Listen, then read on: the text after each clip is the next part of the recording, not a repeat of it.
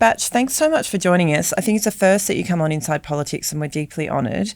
Can you tell us a little bit about this group of Australian women and children who tried to leave Syria this week or tried to leave their camp this week and were turned back? How many of them are there? Where are they coming from and where are they trying to get to? So there's 11 women and 23 children in this cohort of 34. There's another 3 actually where the mother is a Lebanese citizen but the children are Australian citizens. They are not in the cohort we're talking about. They're about half and half from Sydney and Melbourne. They moved to Syria, or they, in some cases, say they were forcibly taken to Syria by husbands or whatever, when the so-called Islamic State Caliphate was in operation between about 2014 and 2019. When that collapsed in March 2019, they were captured by Kurdish forces fighting against Islamic State in the northeast of Syria and put in internment camps. There are 2 camps there, and mostly they were put in a camp called Al-Hol, which I visited that year, 2019. And they've been there ever since. They are Australian citizens. They have an entitlement, as Anthony Albanese has said multiple times this week, to a passport and to return home. And this week they tried to, enjoy that entitlement and for various reasons have been unable to. Mm-hmm. So you, as you say, you went to the Al-Hol camp in the northeast of Syria in 2019. It's quite a notorious camp. Can you tell us just briefly what the conditions were like there and what you saw there with that larger group of Australian women and children? Yeah, they called themselves, they said they were living on Australia Street, but it really wasn't a street. It was a few tents amid the dust and dirt. There were tens of thousands of other people there. It was very hard for us to get in. The authorities were worried about the security situation. It took us several hours to convince them to let us in. They gave us not very long. As we drove in, the van we were in was pelted with stones by... Wow. Some of the kids there. We saw young boys holding up the one finger, which is a sort of a sign, an Islamic State sign. It was a pretty rough, rugged area. We could only interview them for not very long. They had to keep their niqabs on the whole time because to be seen without one among the hardliners there would have been dangerous to them, and they wanted to conduct the interview inside the tent. So it was a very tense, difficult situation, partly relating to the security situation in northeastern Syria at the time, but just in general, that was a terrible camp. They were moved a couple of years later to a better camp called Al-Roj, better regulated, better run, and less violent, I think. But nevertheless, they've been living in tents in pretty dire situation. Climatic extremes, often with very young children. There were babies and toddlers when I was there. And they've been there for 7 years. Yeah. So successive Australian governments, going back to the Morrison government, have moved or have helped repatriate groups of women and children previously. So this is sort of the most recent tranche, if you like, of these women and children. The Morrison government helped, Claire O'Neill, when she was Home Affairs Minister, under the Albanese government in their last term, helped. But this time, Paul, the political climate's really different, and Prime Minister Anthony Albanese has made it very, very clear that he wants to distance himself and his government from these women, and he says that they are not being provided with any help. What's going on here? Yeah, that's right, Jack. So there's been a few different moments of debate over the past 6 or 7 years post the caliphate coming to an end, where different groups have come back to Australia. Under the Morrison government, there was a group of orphans brought in by that coalition government. I was reading quotes from Scott Morrison today where he expresses great sympathy with the plight of the children who he says made no mistake of their own. They were dragged into this, and Australia has a obligation to give them a decent life, notwithstanding the mistakes of their parents. Then in the early part of the Albanese government, there were 4 women repatriated and 13 children. That was under the Home Affairs Minister, Claire O'Neill. And then just after the last election in May, there was another outbreak of debate where a group was... Well, did they come back? Batch, did that group come or not in the end? Yeah, they did. There was. Yeah, they did. Right, they went to Sydney. They escaped. They were in Al-Hol, not in Al-Roj. They escaped themselves via people smugglers and made it to the Lebanese border. The Lebanese authorities imprisoned them, and then somehow they got to the embassy and were given passports and came back to Melbourne. Yeah, and in that post-election debate, the government used similar language around, and this kind of technical language around providing, quote, no assistance, where they say that the only engagement they have with the group that's attempting to come is to issue them passports, which the government says they are obligated to under Australian law, but they are not facilitating the repatriation through flights or any other means. But there's this kind of rhetorical double game going on where they say there is no assistance, but there is the provision of passports. The opposition says that is a form of assistance, and the opposition questions why the passports are being given, because in previous moments there has been a rejection of the provision of passports, and the opposition argues that could occur again. But the interesting difference, I think, in the debate this last week compared to the one last year is that the Prime Minister is using much more forceful moral language when asked about whether there should be sympathy for the group attempting to come. In this past week, he's said that, to quote he's quoted his mother here, he says, "You make your own bed." And there should be no sympathy with a group of people who, at least in some parts, maybe not the whole group, willingly went to fight with a group that massacred Christians, other minority groups, used rape as a tool of war, and was driven by a motivation to create an anti-democratic, theocratic state.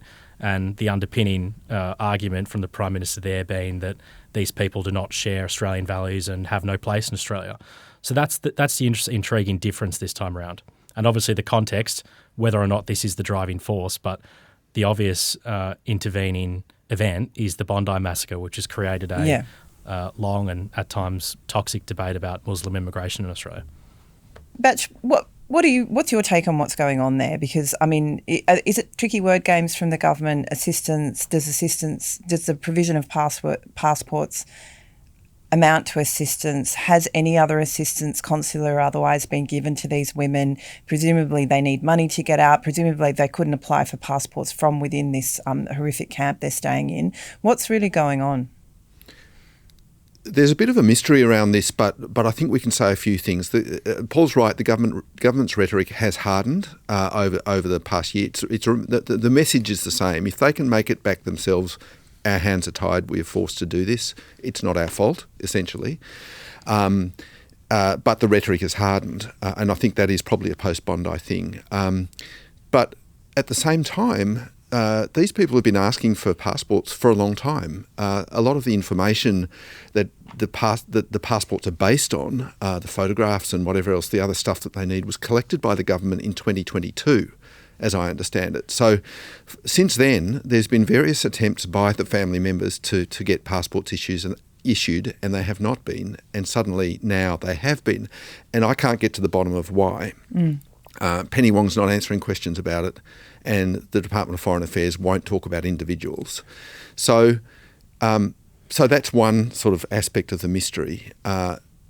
The other aspect is it is true that this is what they call a family repatriation, that the families have gone over, or representatives of the family have gone over to Syria to try to bring them back, that the government hasn't been actively involved in that.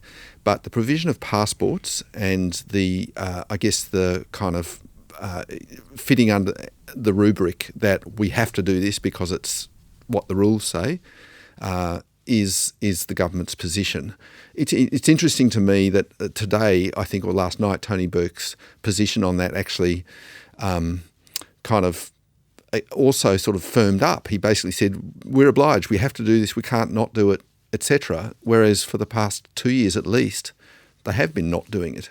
And for the past 7 years, they haven't explored these options. So there is clearly some assistance going on in my view. And clearly, as you say, something shifted in the last little while that these women have been given the passports and are able to leave the camp, even though they got turned back. What's the legal position? What does the Australian law say about the provision of passports to people who are in fact Australian citizens? I mean, citizenship is an either-or thing. You can't be a little bit of a citizen. If you are, then you are, and you're entitled to a passport, right? Correct. And the government's now kind of been pushed and edged towards that decision because it's clear that finally we've found out that passports have been issued. It's the Passports Act is the law, and underpinning that is, as you say, citizenship and the rights of citizenship. And when a public servant was answering these questions a month ago in estimates, not just citizenship but identity, and that's tied up with being Australian. That's a right we all have. You turn up to an embassy overseas, you've lost your passport or it's been stolen or whatever, you're entitled to a passport as a citizen, and these people are no different, women and children.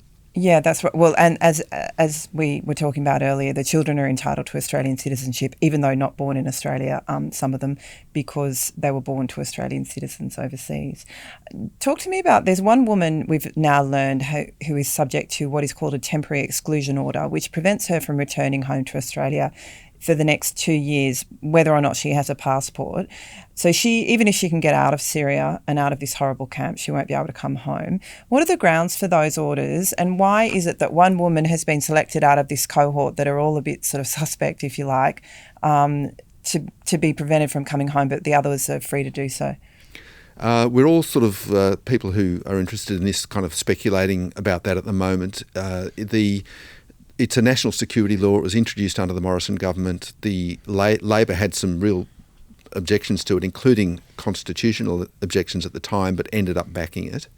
It's a temporary way that people can that the government can exclude people who they believe might be a national security threat, so might be involved in an extremist group or organisation, or might be planning some kind of terrorist act, or an associate of terrorists. It's like that. It's kind of at the far end of what you'd put people's culpability, and it's only temporary. It doesn't override what we were talking about before, the rights of citizenship, but it's sort of intended as a pause on their being allowed back into the country so that the government can figure out what to do. Now, they are challengeable. This law's never been challenged in the High Court. Those constitutional questions that were raised in 2019, they still exist. And this may be a test case to challenge it, but nevertheless, it's kind of right out there on the edge of national security legislation, and this is for a group of people that the government knows quite well. They've had, in one spot, they've been able to talk to their families and figure out what their stories are and what have you for 7 years. So to apply it to one particular woman is bold. I can't answer the other part of your question. Who is she? What's her particular story? Because the government won't say. Tony Burke has given some details about her, but they haven't identified her. I mean, presumably the intelligence agencies have been all over, the families of these women and sort of their communities and the background from which they come. It's just interesting. It is interesting to sort of wonder what in particular this woman has done, whether there's fresh intelligence or it's based on the reasons or her affiliation with ISIS when she went over to Syria. Paul, I want to ask you about the broader political context. This is such an interesting story in itself. It raises so many questions about what it means to be Australian and, what Australian citizenship means. But it is unfolding at a time when there is a focus on Islamic extremism post-Bondi. The opposition is about to release its immigration policy, and we have the surging rise of One Nation, and Pauline Hanson, of course, making comments this week saying there are no good Muslims. And more recently, she's come out and said that Lakemba, which is a heavily Muslim area in southwest Sydney, is not a safe place, and that other Australians don't feel welcome there. Connected or not connected, the Lakemba Mosque has now received, horrific death threats after those comments were made.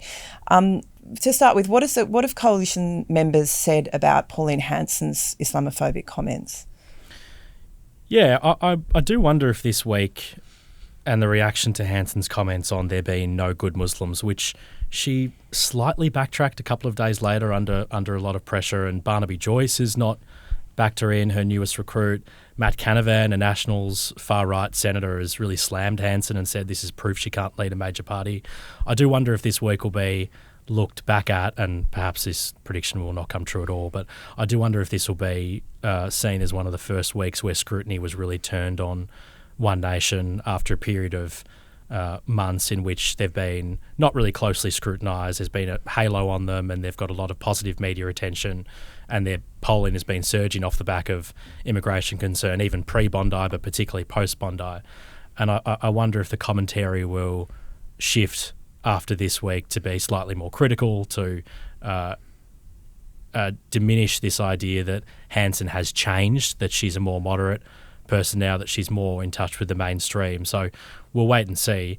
But on the broader context, in terms of how the Prime Minister in particular is talking about ISIS brides this week, we call them ISIS brides, but as James Patterson in the opposition points out, some of them might have gone merely as associates or unwilling partners, but others went with an intent to be part of this movement. So I think that the term is slightly misleading and also maybe even slightly sexist.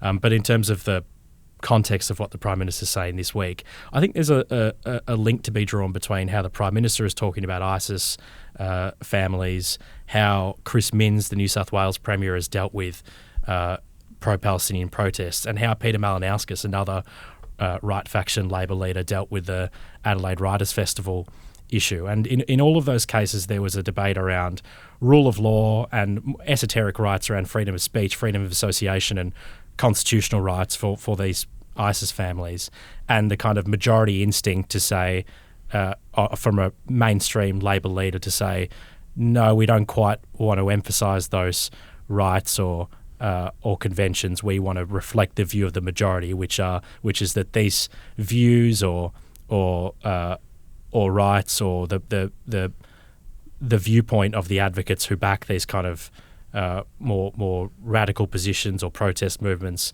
is not what a mainstream Labor government wants to be associated with, and they're taking the risk of rubbing up against the rule of law to express that majority viewpoint. And that obviously brings them into conflict with legal experts, potentially with the High Court in the case of the use of these temporary exclusion orders. But if you look around the world as well, I mean, Keir Starmer, other centre-left leaders are taking really quite striking steps to counter protest movements and counter extremist groups, because they've made a determination that that's where majority opinion is. There is a hardening on attitudes towards immigration across the Western world, and I think that's what we're seeing play out here.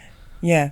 I want to ask you, I want to ask you for your reflections on the sort of One Nation coalition stance here, and how the coalition, and in particular the New Look Liberal Party leadership, differentiates itself from One Nation, and perhaps distances itself from these very, very hostile to general Muslim population comments that Hanson has made. How does it differentiate itself while also, I suppose, throwing a bone to or showing some sympathy for the people who adhere to those views or who've switched their vote from Liberal to One Nation, because they can't alienate those people because they want them back to the Liberal Party? How do they toe that line? Well, perhaps if I could tell them that they would pay me some money to be a consultant for them. It's difficult for them to do. Super difficult. And Paul's right, I think. I think what he's describing is a move rightward of the centre of gravity of politics. So the and immigration linked to housing actually is one of the key things. Like the link between a lack of housing and a lack of young people being able to get ahead with immigration is a global trope. Yep. It's driven far right movements in Europe. It's driving Nigel Farage to present similar problems to the Tories as One Nation is to the Liberals and Nationals here. And Albanese and others are reflecting that. They are pushing rightward with where they see the centre of gravity going. And, the expression of that is on the streets with the March for Australia rallies that we've seen, and they are very much anti-immigration rallies. And I think, Albanese and others, certainly Taylor and the Liberal Party, with Angus Taylor's comments this week about immigration and bad immigrants and people coming from bad countries and so forth, is designed to whistle at those particular dogs because they think that's where the electorate has moved to or is moving to. And of course, Angus Taylor and the Liberals are about to put out their immigration policy. We did have this week a leaked immigration policy that was apparently Susan Lee's, the now defunct opposition leader's policy that she was going to put out. And that did notably have exclusions of immigrants from Islamic extremist controlled regions of 13 countries. So, Libya, Egypt, Lebanon, not the whole country, just certain areas within. So basically, it was a ban on Muslim immigrants from particular areas where terrorism is rife. Paul, do we have any sense of whether the Angus Taylor-led Liberal Party will put out a similar immigration policy with bans from regions? Yeah, this was a kind of hilariously absurd moment earlier this week where a few days after Susan Lee was toppled, people close to her leaked to our newspaper and a couple of others this migration plan that she was going to release this week. It was quite hardline. It probably would have been tested in the High Court and there would have been a serious chance of it falling over. And it was an attempt by her allies to say, look, Taylor is going to shift to the right on migration. They're going to start countering One Nation, but we were going to do the same thing if you just gave us some more time. But then the absurd part was that the right-wing Home Affairs frontbencher John O'Donoghue and the immigration spokesman Paul Sakkal, who's not very right-wing, came out and said they'd never seen this document. I think they've been. So they're either sort of being slightly disingenuous, or they were so uninterested in the immigration policy that was going to be released next week that they hadn't read it. Possibly, but I think it did show it was a perfect encapsulation of the existing trend, which was Susan Lee trying to preempt where her right wing would go, just continually shifting that way. And not really standing up for the values that she put in her first speech around maintaining centrist values. But just on where debates in the West are going on migration and Batch, I take your point fully and agree. There is clearly dog whistling going on, and there's no doubt that far right bad actors are using this in their cause. But I think it's worth pointing out that there are lots of centre left governments picking up sentiment in racially motivated parts of the community on this issue as well. And a really good example is the Canadian government under Justin Trudeau, who's kind of been a beacon of the left in the past decade or two. In 2022, he determined that there was a housing crisis in infrastructure, and just generally the Canadian society was feeling pretty uneasy about how the country was headed. He drastically cut immigration.